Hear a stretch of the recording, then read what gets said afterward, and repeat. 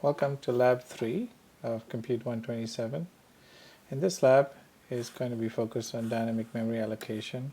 We are going to be using arrays, integer arrays, like we did in Lab 2, and use dynamic allocation to allocate these arrays this time. We're also going to interpret these integer arrays as images and do various operations on them. So to get started, as usual, you should start by going to a cloned repository that you have cloned from your GitLab repository. So make sure that it's the right type of directory. I think if you have passed Lab 0, Lab 1, and Lab 2, you should have no problem getting to this point. Make sure that if you type in git status, that your branch is up to date with GitLab and that your working tree is clean. So if you examine the files in your directory, you should have a directory for Lab 0, a directory for Lab 1, and a directory for Lab 2. And now what we're going to do is start off by creating a directory for Lab 3 in which you'll do all your work for Lab 3. And so the first thing we do is go over to the course web page and go down to the setup portion of the web page, and we want to fetch the new material for Lab 3, which is stored in this compressed tar archive. And I copy this in my clipboard, and I go over to my shell and I copy paste that command. And what that's going to do is get 3.tgz from the web and store it in my local directory. There's a file called 3.tgz. So what I can do next is tar cxvf 3.tgz, which just that series of commands just means that Z means that it's a compressed tar archive, X means to extract the files, and V means to be verbose about it, and F is that you want to be creating any files that you need. So when I do that, it'll give me a new directory, and it'll put in a bunch of files that you need for Lab 3 into this directory. So the first thing I want to do is check that there was a directory created and there was all of these files visible in here. If you have less files or more files, something went wrong. You might want to try to download it again or raise a question. And the next thing we want to do is git add this so that it gets added to our repository, and change my directory to 3 for the rest of this video lecture. To start off with Lab 3, we're giving you a bunch of files that you need in order to solve all your tasks in Lab 3. And there's quite a lot of them compared to the last few labs. So I'm going to go over some of them. But the first thing we need to do is to compile the main function, a program, a .c program that contains the main function. And so if you look for it, it's actually inside test.c. So if you look closely, you can see that the main function exists here. There's a lot of other helper functions, but they won't contain the main function. So we're going to compile this. In order to do that, I'm going to first do it on the command line to show you what we want to do. And as you'll see, it's going to be quite painful to type a lot of this over and over again. So we're going to try and automate this using an automated build program. But first, let's try to compile test.c. We're going to first tell C to use the C99 standard. This is optional. We're going to ask it to provide us with debug information. We're going to turn on all the warnings so that it will tell us if we're doing anything wrong in our program. We're going to ask it to optimize our code, which just makes the compiler go through our code and try to organize the instructions it produces to make it faster to run. That's quite a complicated topic in itself, so you can just sort of assume that optimizing is useful because it makes your program run faster. And now this is the first mysterious thing we're going to do, is ask it to look at this directory for any header files that are not in the standard library. So these are header files for the so-called X11 library, which is a graphic library for Linux. It's also available on the Mac. You can even sort of get it running on Windows, although it's a bit harder. Then we're going to create, using -o, the test, the binary, which I'm going to call test. You could call it anything you want. In this case, we're going to keep it simple and call it test.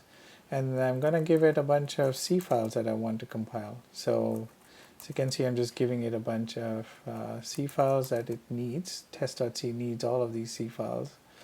It's going to use functions from all of them in order to work. png.c actually contains functions that are going to load a graphic format called PNG. If you haven't seen a PNG file before, it's very similar to a JPEG file or a GIF file. It's just an image, and we want to load it into a program.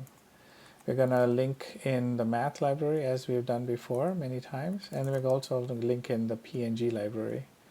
And we also want to link in the X11 libraries, but they are not in the usual place, so they're in user X11 lib. And then I'm going to also load the X11 library from that directory over there. So when I run this huge compilation step, I mean, it's sort of doing a lot, is looking for a lot of different components, putting them all together. In the end, it's creating a test binary. When we run test, which I'll do now, so I'll do /test, and I enter, it's going to say, click on the image to continue. It's going to render an image, which is a new window that's created. At this point, if you're running it through an SSH connection and you're not forwarding your X11 window port, then this will say it cannot draw the window. So if you're running it on a Cecil Linux machine, this should work just fine and open up a window. I'm running this window using an application called Xquartz on the Mac. But when you're running these, you will be running it on the Cecil Linux machine. And it'll open a window that looks kind of like this. If you run test without any arguments, it'll just make a window that's completely black. I click on it. It's going to say button key pressed and then exit. When I run it with an argument, so I run it with a PNG file, which is an image, it will load up a picture, and you can ignore this warning that you get here. So when you click on this, it'll come back and exit. So whenever you want to compile test, you have to type in this whole invocation to the compiler. That kind of gets tedious very quickly. And you want some method to automate this, so you don't have to type it over and over again. Of course, I could just save this entire command to a file and then just execute that file every time as a shell program. But there's better ways to do that, and what we're going to use is a venerable, distinguished old build tool called make. Make is a program that takes as input a make file. So there is one in this directory here.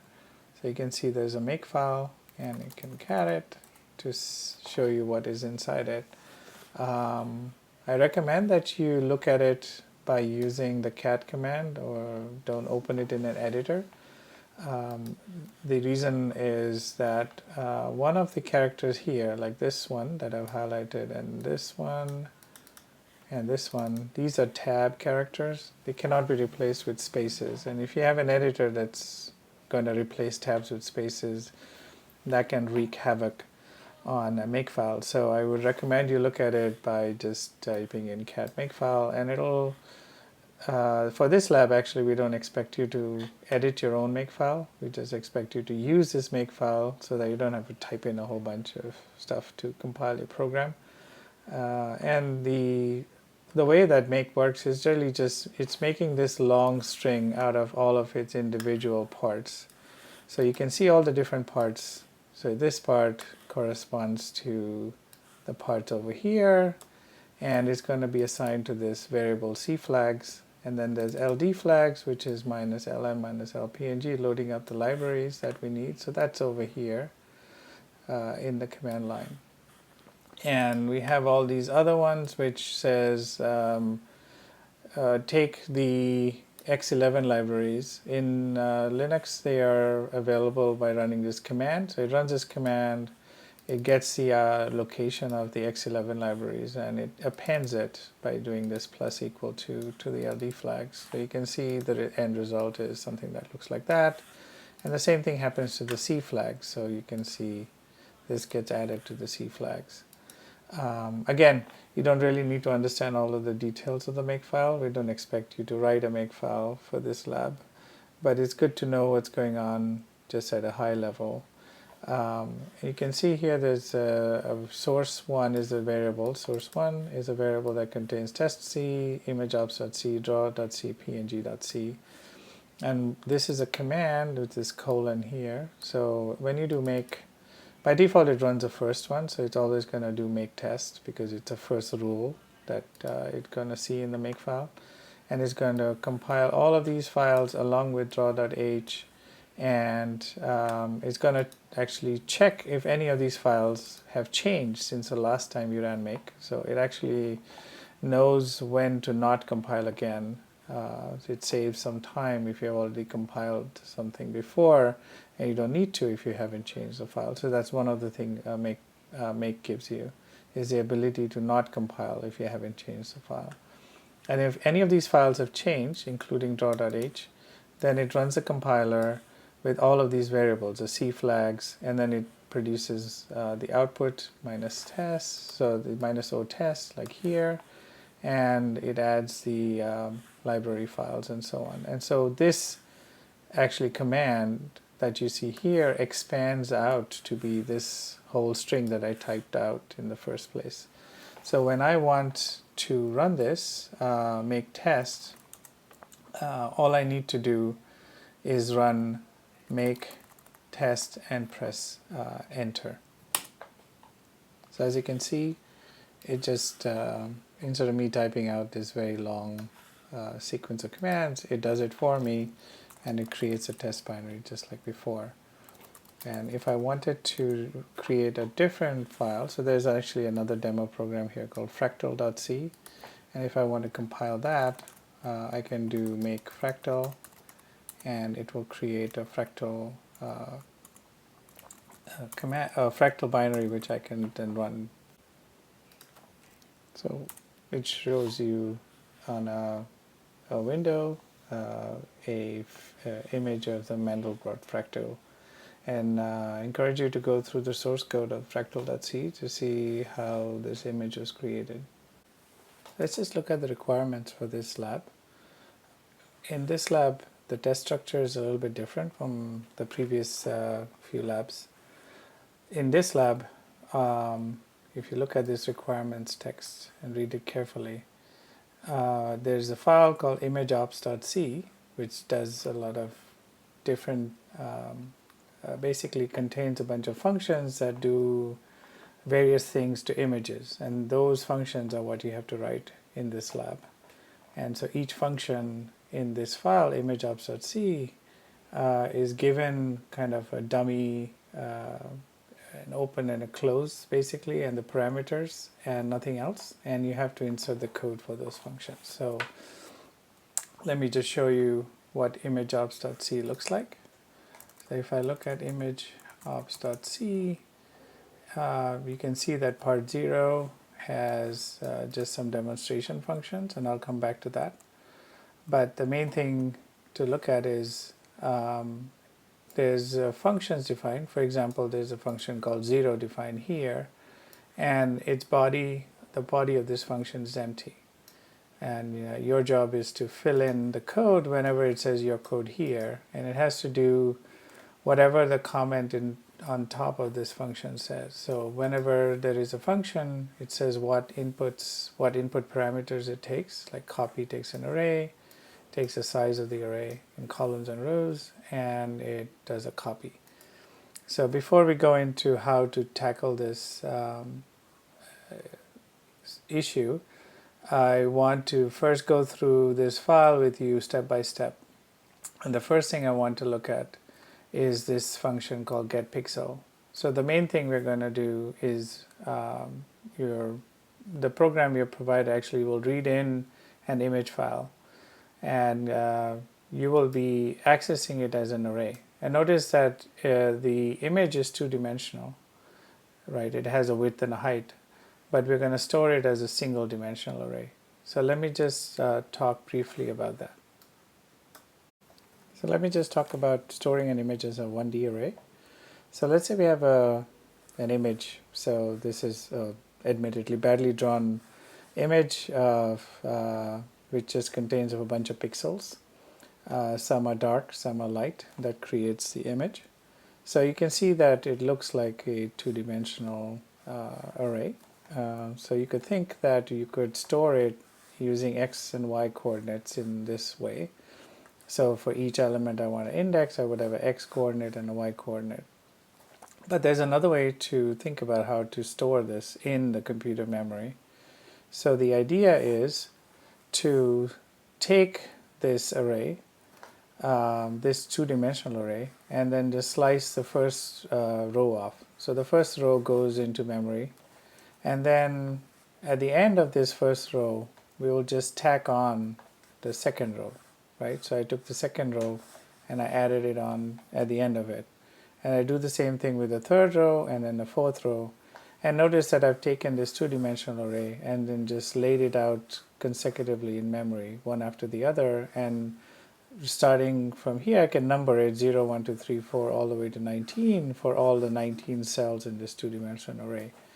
So I've taken a two-dimensional array and stored it as a one-dimensional array, which we've used quite a lot of in Lab 2, so we're quite familiar with it. So what we want to do is now index. So let's say I wanted to find an x coordinate 3 and a y coordinate 2. I need to find that in this array. So in a two-dimensional array, I would look up 3, the x coordinate, and 2, the y coordinate, and then I would pick out that element in the array, in this matrix. But what I want to do now is to look it up in this array. So what I do instead of looking it up in a two-dimensional array is plug it into this formula. So this takes the x and the y coordinate. The y coordinate is multiplied by the width, which in this case is 5. You can see that each row has 1, 2, 3, 4, 5 elements. So what we do is for x coordinate 3 and a y coordinate 2, simply plug it into this formula. You get 3 plus 2 times 5, which is 13. And so this location here is exactly this location in the one-dimensional array. And that's how we can take an image, store it as a one-dimensional array, and access any pixel in the image by directly accessing that element, indexed by x and y still. So even though we have an x and y coordinate, we are converting it into an array index into a one-dimensional array. Okay, so let's go back and load up imgpos.c. and look at this first few functions in this file. So if I look at this, the first two functions in this file are getPixel and setPixel. Let me just get rid of the line numbers. So here, this getPixel is taking a single dimension array like we just saw. It tells you what is the width of the array in columns and what is the number of rows.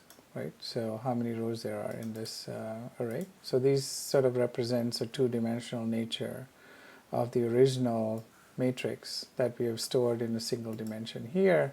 And x and y are the two coordinates, the xy coordinate, where we want to, so this function says get pixels, we're going to get the value of that pixel from this array. So the way we do that is exactly what I just showed you, which is you index into the array, it's y times the width plus x, and you get the element. Now, let's just look at these two statements here.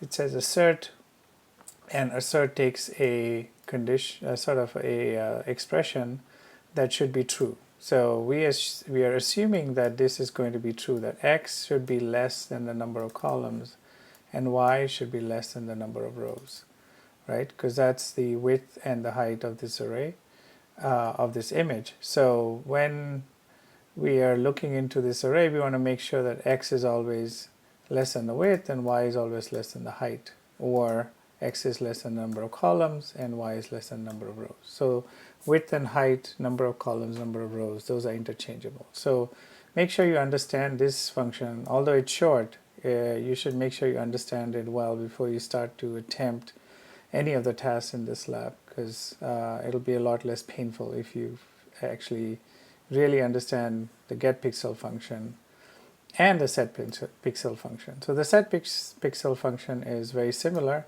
It takes an array, it takes the size of the array in terms of the number of columns, number of rows.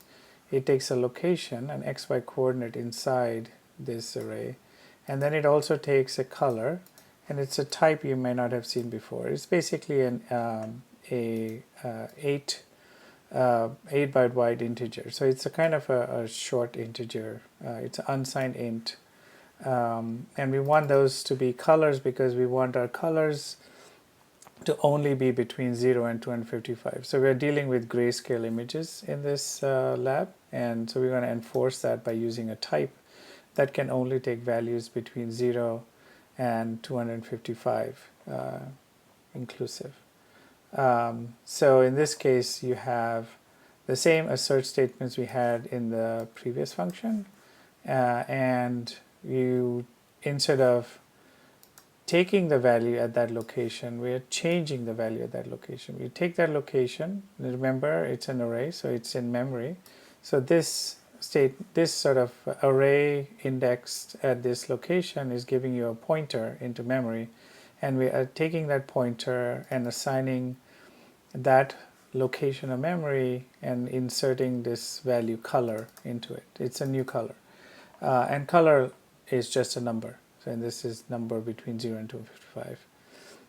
So so that's what getPixel and setPixel does. So the first two functions are fairly easy. So in this case, you want to, the code is not given here. So it's a good exercise to first try to write this function, which is to set every pixel to 0, which means, so 0 is the color black. It's the darkest color. And so when you are, so what I'll do next is show you how you can write the definition for these two functions, 0 and copy. So I'll first do 0, and then I'll pause and talk a little bit about memory allocation, and we'll come back to how a function can return a pointer right after that. Okay, so now let's go back to imgpos.c, and let's go and modify this file. So this is pretty much what you're going to do for this lab, is spend all your time in an editor with imgpos.c, getting to know it very well. So each time in this file, imgpos.c, there will be a function with this comment, your code here. Your job is to put in the code that does what it's supposed to do. In this case, it's a function that sets every pixel to 0, like it says here in the comment. So that's our job. So what we want to do is we want to go through our image, go through every single x and y coordinate, and take the value in that image at that xy coordinate, and we don't care what the color was before, we're going to set it to 0, basically make it completely black. So we can do that by iterating through the x and y coordinates, and I'm going to do the y coordinate first. It's if you look at the way that we're going to go through the array, you can see that this way of going through the array matches exactly the one-dimensional array structure. So basically we'll be touching the array going left to right if I do the rows first and then the columns like this. So if I have int x equal to 0, x list of columns, x plus plus. So what I'm doing here is generating all of the xy coordinates. Now I want to set a pixel. So given an xy coordinate, I want to set that pixel to a certain color. Thankfully, there's a function here that I can use in order to do that. I don't have to sort of do it myself. It's better to use a function because I know that that function works. Somebody has debugged it, so I want to use that function. So I'm going to do a set pixel array, and I need to tell it the number of columns, the number of rows, and I also need to tell it the x and the y coordinate and the new color. Well, what should the new color be? Well, we want it to be 0 to make it completely black, right? So that's so this is my definition of 0, and now this function is defined. I want to test it. Now this is the most important thing in the whole video. It's unfortunate it's so far into it, but it's really important that you do not put a main function into this file imgpos.c. Your main function should always go into a different file, and that file is called test.c. And test.c contains the main function. And when you type in make into your command shell, it's going to use the make command, and it's going to automatically try to compile test.c, which has the main function. So everything has been written down for you in terms of how to build your final program. So the only thing you have to do is provide the definition of the functions in imgpos.c, and you can put additional testing, and you should really try to test your program before submitting it. So the place to test it is in test.c. And so what we're going to do is go through test.c, and here you can see a comment that says to do, this is a good place for some image modifying functions from imgpos.c. Okay, so what we want to do is zero out an array. So all this stuff ahead in this file, so all of these lines here, they're basically loading up an image, and it's all sort of done for you already. So there is an image, it's already been loaded up, and the image has a image width and an image height. So you can see that most of the functions will take the array, the number of columns, so the width, and number of rows, the height, right? So almost all the functions that we will use in this way. So let's edit imgpos.c. Let's look at what 0 looks like. Okay, 0 says it takes an array, it takes width and height. So what I want to do is go back to, so I'm back in test.c now, and I want to test 0. So I'm going to put 0, image width, image height, and this is a way to test my 0 function. So there's going to be lots of function you add to imgpos.c. Every time you add it, you should come and test it by editing test.c, and then once you do that, you can do make and the command line. It will generate a test function, and the test function will, you should give it a file which is a image, and it will load up the image and run your program. So as you can see, it was basically colored the entirety of that image with the black color. So that was kind of just showed you a black image. So maybe another way to test it is to take this draw image, first draw the image, then zero it out, and then draw it again. So let's try it that way. So I'm going to make it again. And so by default, when I type in make, it's going to do make test. It's the same thing as doing make test. And notice that it doesn't compile it again because none of the files change. So it doesn't compile it unless you really need to. So when I type in this now, it's going to load up the Hatfield image, and I'm going to click on it. It's going to zero it all out and show me that image, and then it exits. So this is your workflow. Go to imgpos.c, add the definition of a function. In this case I added 0, and then you added test.c, and you add some tests for that function. And then for each of the tasks, basically we'll be evaluating whether you did the definition of that function correctly. So it's not going to take test.c, it's only going to take your imgpos.c. So you can put whatever tests you want. The autograder will use its own main function with its own tests and test out your functions.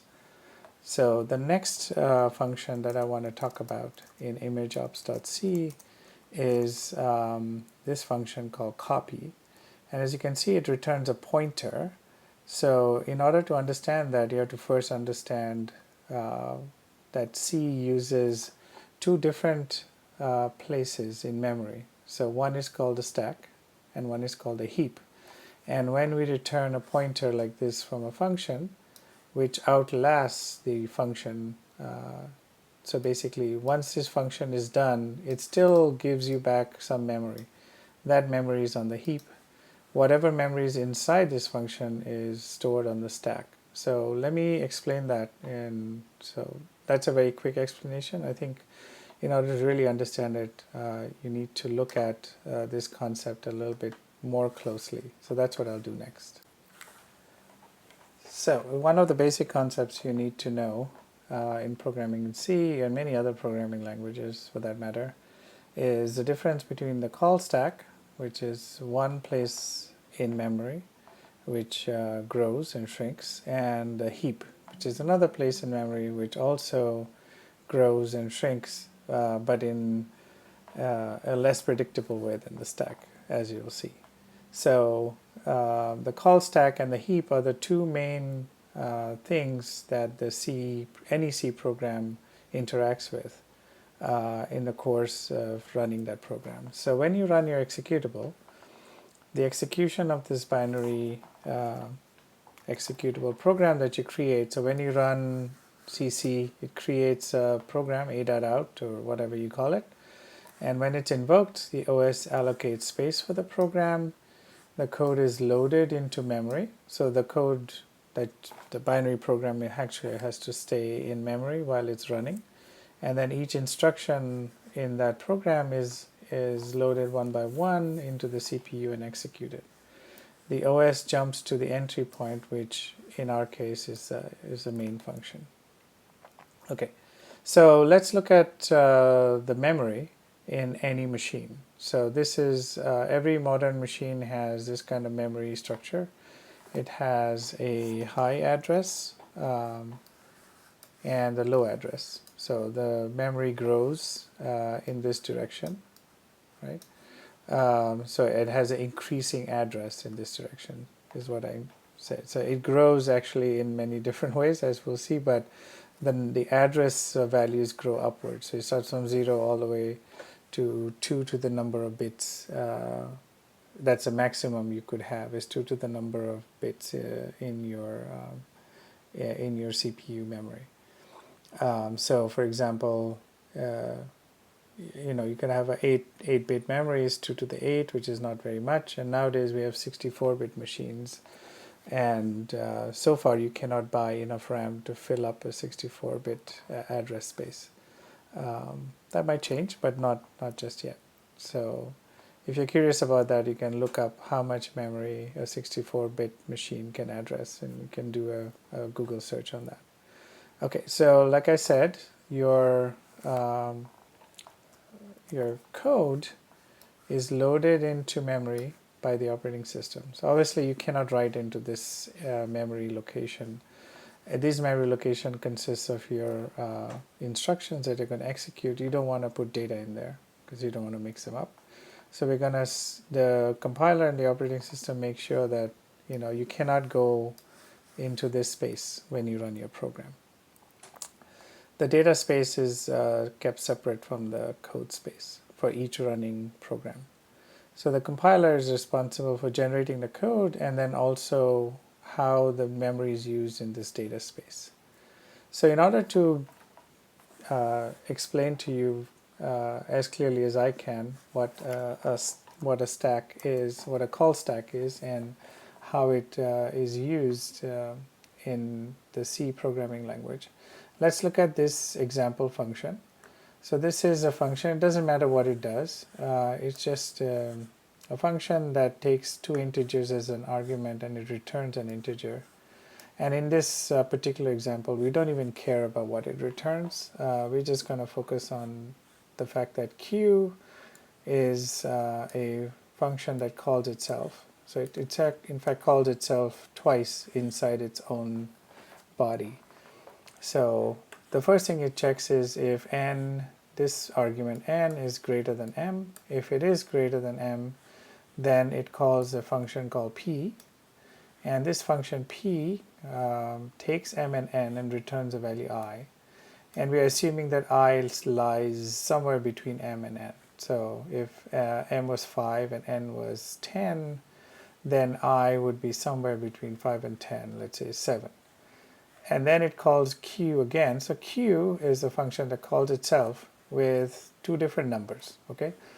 And they're generally smaller spans. So m and n, if it was 5 and 10, and if I was 7, then you're going to call it with 5 and 6, which is 7 minus 1, and I plus 1, which is 8 and 10, right? So let's say that this was 5, this was 10, and this was 7. Then I would call this with 5 and 6, and then 8 and 10. So, and then this Q function would get executed. So notice that when this Q function is getting executed, I don't want to forget about this int I, because if I do, then I would call Q with the wrong I, right? I want it to be the same I. This should be 6, this should be 8, so I need to remember that I is 7. So that's the main issue that we're facing with when we are one function calls another function and so on. So we start our execution, we're calling Q with, in this case, let's say 1, 9, and then it calls P with 1, 9, and let's say that P returns a value 4. So Q is called with 1, 3. Now Q, so this function has to finish first. Only then it will call the second Q function. So it calls Q, Q executes. Now the first thing Q does is call P again, but this time with 1 and 3, right? Those are the new m and n values. And let's say that P returns 1, then it will return, call Q again.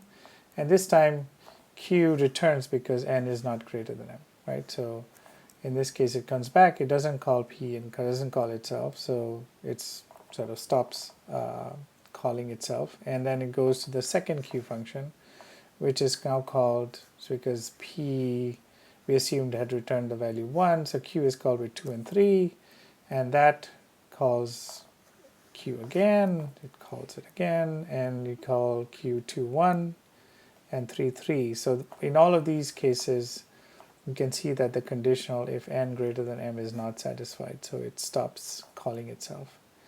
And the same way, after Q13, we have to come back all the way here and remember that we had actually now finished calling Q13, and we continue our execution and call this Q59. So you can see that after we finish this entire tree of execution, only after that we can come back to this function and execute this part, which is another tree.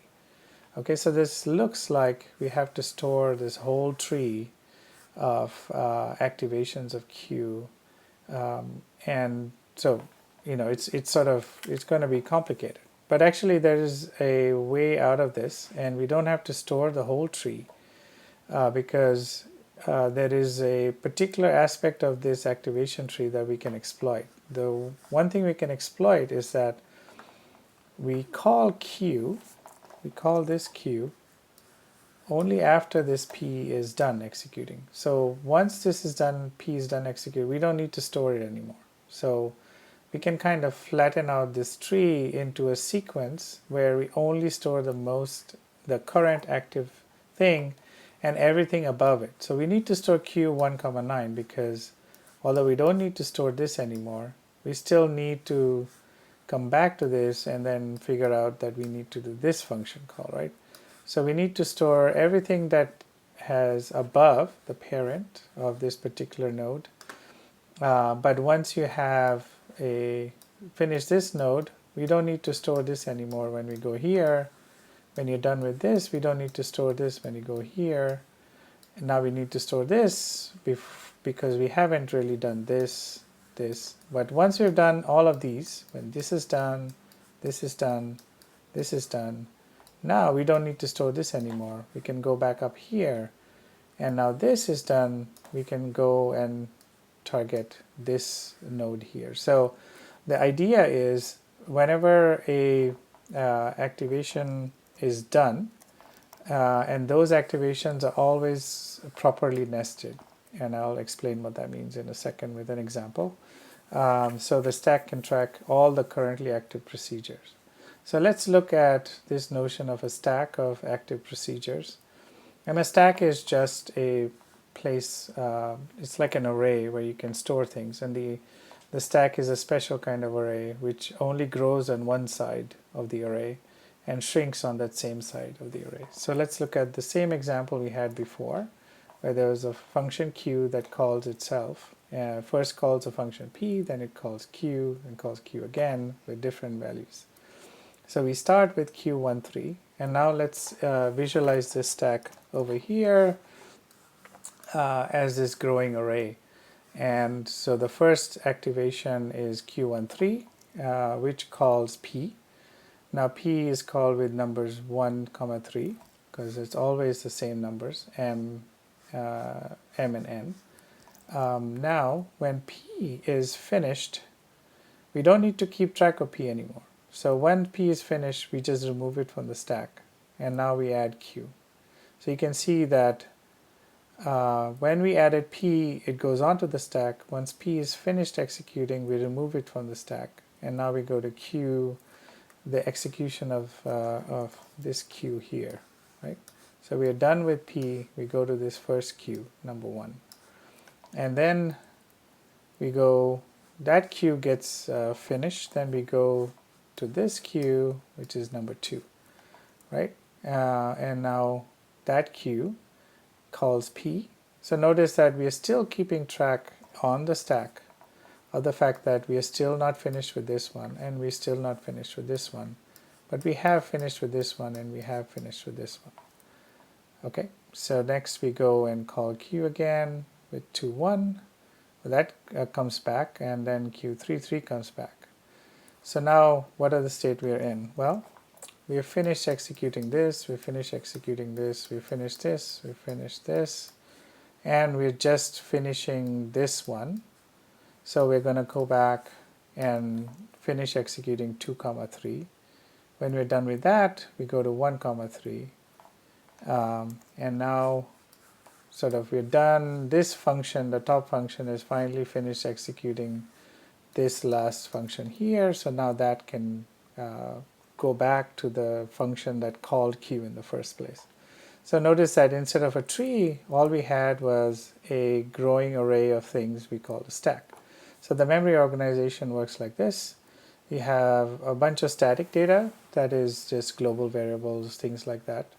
The stack grows downwards, down this way.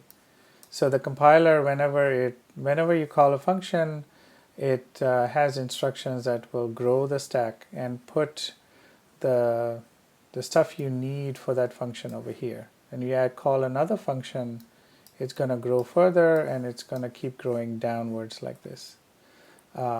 So in contrast to the stack, if you want something to outlive the function, so if the function has to do something that's going to last longer than the function is alive, it cannot be on the stack, because once you are done with that function, so if you remember here, if, for example, this function had some data inside it, as soon as you're done with that function, it's gone, right? So any pointers you have inside that stack are not valid anymore.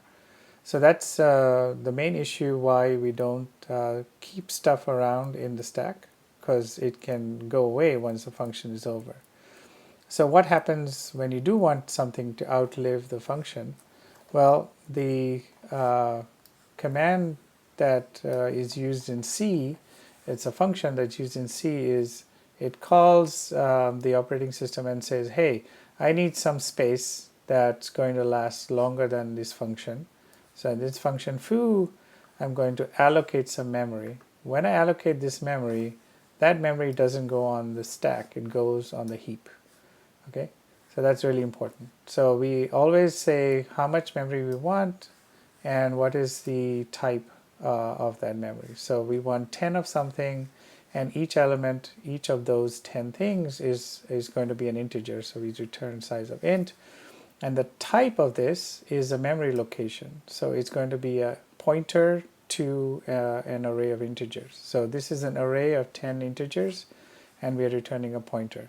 And we can actually use it as an array, right? It's just an array, but it's an array that's not on the stack. This time it's on the heap. So where is this heap? Both the heap and the stack grow. They are not in this, they kind of share the same memory because there's only one memory in the machine. You don't buy stack memory and heap memory separately, you just buy RAM, and that goes into your machine. And so they both have to share it. So the solution that modern architecture uses is you start the heap and the stack at opposite ends and let them grow towards each other. So this is what it looks like. The stack, as we saw before, is growing downwards, and the heap is growing upwards. So when the heap grows upwards, you allocate new memory in using malloc. So if you do malloc, you get a new chunk of memory that comes from here. If you call a function which has a static array inside it, so an array inside a function, that gets allocated here. And so these two pointers, so there's actually a pointer inside the operating system, it's called a stack pointer, that points to the end of the stack. And there's another pointer called the heap allocation pointer, which shows you where the heap ends and where new memory will be allocated if you call the malloc function. And what happens when the stack and the heap meet in the middle here? Well, if these two meet, there's an explosion and your computer explodes. Not really. But your computer will stop working when the stack and the heap meet. It's often called a stack overflow because you ran out of memory and the stack hit the heap. Or if your heap hit the stack, then your malloc will fail and will return a error message saying you need to go buy more memory because you just ran out of memory. Okay, so armed with the knowledge of the difference between stacks and heaps, and the fact that when you do a malloc, you allocate memory on the heap. So in this case, we want to write the definition of a function called copy, and copy takes an existing image, which is, as we saw before, just an array where each element is a color, and the color is just a 8-bit integer. So you have colors that are only from 0 to 255. And the function should return a pointer to an array, so basically a new array, and that array should have a copy of this array that we're passing as an argument into this function. So the original array can be manipulated, and this new array is a kind of copy. Well, it's not kind of a copy, it is an exact copy of the other array. So that's what we want to do. So like we said, we want to be able to create now something in memory, and it has to outlast this function, right? So after copy returns, it should always have given a pointer that's going to be valid. So the only way to do that is to allocate memory on the heap. So we're going to create a uint8 pointer, cp, and we're going to call malloc. And malloc is the size of this is going to be the number of columns times the number of rows times the size of uint8t. And so this is now going to give us a space into which I can copy. So all this is doing is giving me a new array, the new array that's dynamically allocated on the heap. And we're going to make a copy of the old array into this new array. First thing we have to do is make sure that we have enough memory. So we check if it's null. If it's null, or null just stands for 0, but we use a special symbol called null when it's a 0 pointer, just to distinguish it from an integer 0, let's say. So if it's null, we return null, because that's the behavior. So it says here a null pointer if the allocation fails, so that's what we're doing here. And if it doesn't, then we can return the copy. Now the copy is not a very good copy yet, because it's ignoring all of the values of the pixels in this original image. So what we need to do is go through all of the xy coordinates in the original image and copy them over into the new array. So what I'm going to do is, just like before, I'm going to int x equals 0, x less than columns, x plus plus. So what I'm doing is going through every xy coordinate, and what I want is the color in that xy coordinate in the original array. So we have this function called getPixel, if you remember.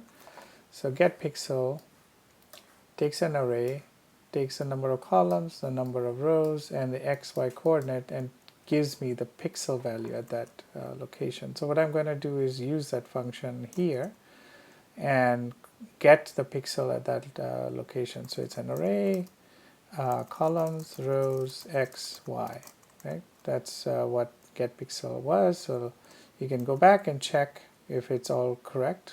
So array, columns, rows, x and y, that's correct. And now once I get that color, what I want to do is set the pixel in my copy array. And in this copy array, I want to set the x and y to this color, right? So if you remember, set pixel takes an array, columns, rows, x, y in the color, and it sets a pixel.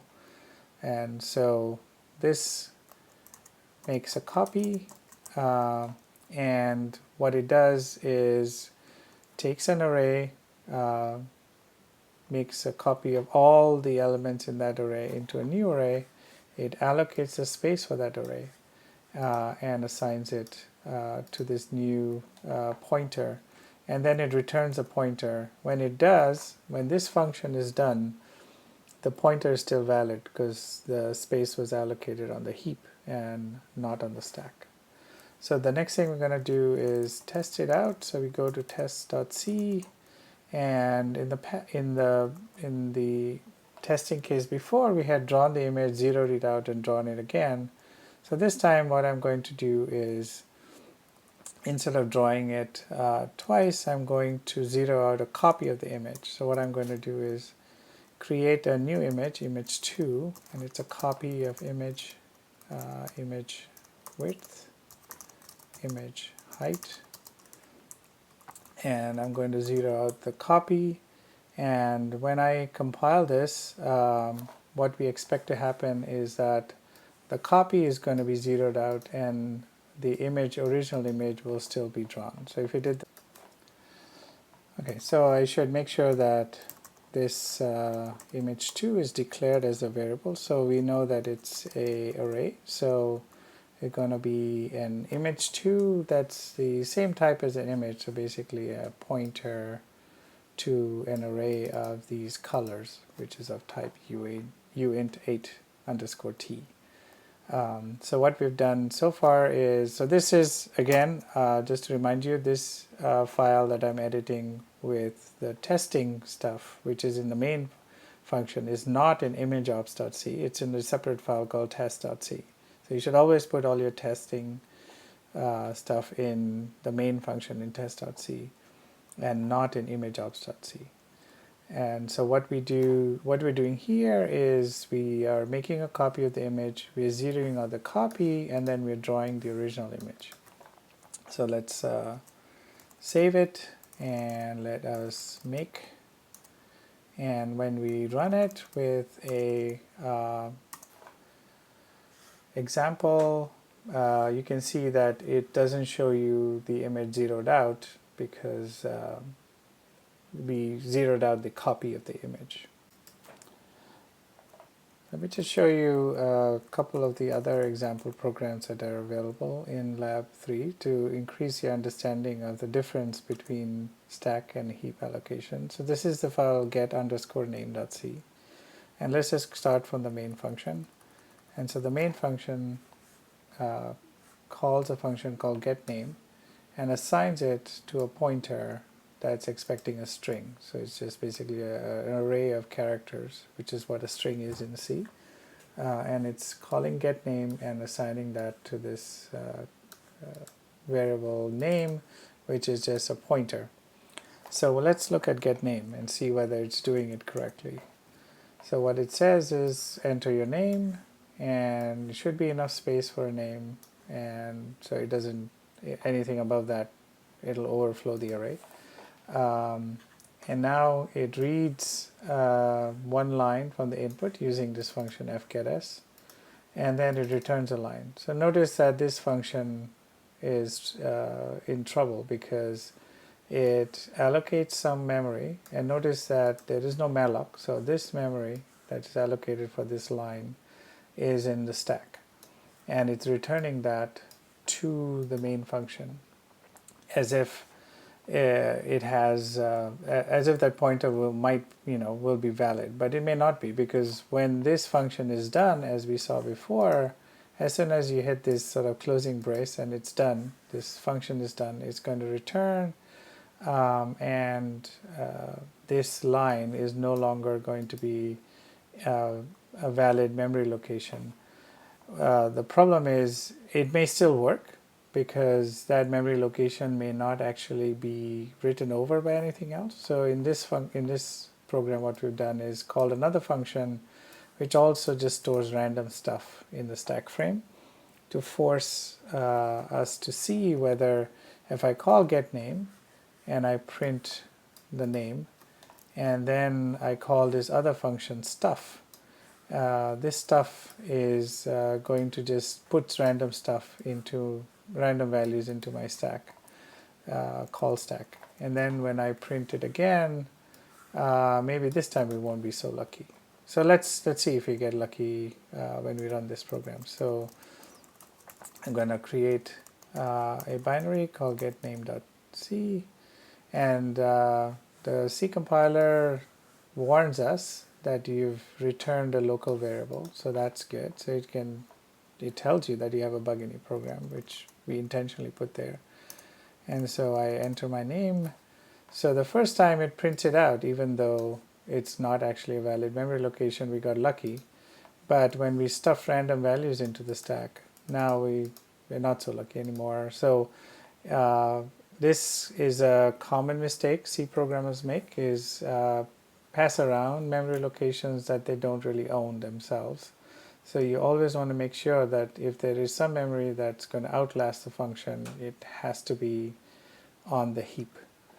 So let's look at a function that does this right. One way to do it, that's the easiest way, is I fix this getName function by declaring the space for it in the main itself, and I'm sending this pointer to what's in my stack to getName. So I'm calling get name with a pointer to my stack memory, so I know that it's valid. And it comes into get name as a variable called line. It fills it up using fgetS, right? It reads a line from standard input, and then it comes back and prints it out. And now, even if we call another function called stuff's the stack frame, we know that when stuff is over, this stack frame, the stack frame for main, is still valid. So when we print it out the second time, we should still see my name. So let's see if that works. So get name parent dot c, and I type in noop, and this time both of the cases work. And finally, one more file is called random.c, and it shows you how to allocate. It's another example. We saw one example with copy inside imgpos.c, but there's another example where a function returns a pointer to a random length array. The length is read from the user, so it's random because we don't know what the length will be until somebody enters in a length. And so in that case, we want to allocate. So the most important line is here, where in order to allocate an array of an arbitrary size, we use malloc so that we can store it in the heap. We don't rely on the stack to store it anymore. So I'm not going to go through every single line of this file because it'll take too long, but take a look at random.c and try to understand what's happening inside this file. And finally, for this extra long video lecture, I want to just cover a few basic cases of segmentation faults that you might see. You might have run into this situation. If you're lucky, you haven't. Whenever your program accesses memory that it does not own, they results in what's called a segmentation fault, and your program crashes. So let's look at some canonical examples of a segmentation fault in C. So this is one of the classic examples. So there is an integer I. I'm doing a scanf, but I don't give it the address of I, rather than I just give it I. And so it's just going to stuff this integer into some location in memory. It's going to interpret I as a location in memory and stuff it in there. So C is, it just lets you do whatever you want it. It assumes that the programmer knows what he or she is doing. It doesn't second guess the programmer. So that's one of the good things and the bad things about C. The good thing is that you can make really fast programs because it doesn't sort of nanny you when you want to do so. But the bad thing is it lets you easily crash your program. So that's one of the downsides of C or C++. So let's just compile this program called segfault1. And when it does, it gives you a warning. So the compiler knows something is fishy here. And then I'm going to run it, and I'm going to give it a number, and it says there's a segmentation fault. So you can see here that it accessed memory it shouldn't have. Let's look at another case of, so notice in that case, the memory could have been anywhere. It could have been on the stack. It could have been the heap. There's no way of knowing. Here's an example of a segmentation fault because we look into an array which is stored on the stack. So this array is declared as a static array, has 5 elements in it. So if I print the first element, that's fine. If I print the last element, that's fine. If I print just one after the last element, it prints junk, but it does not segfault, at least in some machines it may segfault, in some other machines it may not. That's because there is still some extra memory in the running process of this, so it's not going too far out of the existing memory. So you get a segmentation fault only when you access memory outside your running process. So this goes a little bit further, this goes a little bit further out. All of these will print junk, and then I go really out, and you're definitely going to get a seg fault here. So let's run this and see what it does. It's going to print some values. The first two values are going to make sense. The first two values should be 1 and 5, and then it should print some junk and then segfault after that. So segfault2.c, and let me run it. And you can see it printed out 1 and 5 as we expected, then some junk, and then finally just crashed. So that's another case of a segfault. Now let's look at one more last case, which involves a pointer. So it always involves a pointer. Segfault is always involving a pointer. It's just that almost anything in C is a pointer, so you can get a segfault from almost anything. So here's a pointer to an integer. It's taking a random value, which is a pointer variable, but I'm assigning it some random value, and then I'm trying to dereference it and print it out. Notice that I'm not using malloc, so it's going to stuff this thing somewhere in memory. We don't know where it's going to be, and so when we try to print it out, it's going to complain that, hey, you're using memory that's not yours. So again, the compiler does know something fishy is going on, so it's warning me. But then if I insist on running it, boom, there's a segfault right away. So basically all these three different types of segfaults all underlyingly the same thing. You have a pointer and it's accessing memory that's not yours.